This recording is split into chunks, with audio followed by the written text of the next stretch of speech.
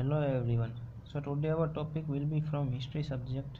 So don't forget to like my video and subscribe my channel. So during Muhammad Shah rule, independent state of Hyderabad, Bengal, Awadh and Punjab were established. Now who was Nadir Shah?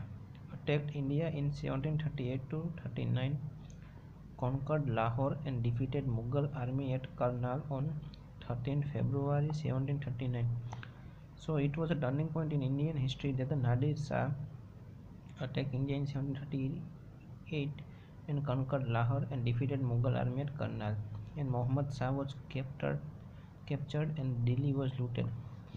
Now after that, Nadir Shah had established Ahmad Shah Abdali, successor of Nadir Shah, invaded India in between 1748 to 1767.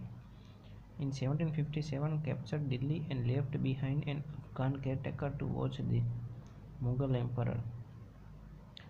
Alamgir too was recognized as Mughal emperor by Ahmad Shah Abdali. Now, Najabullah is Mir Bakshi, agent of Abdali.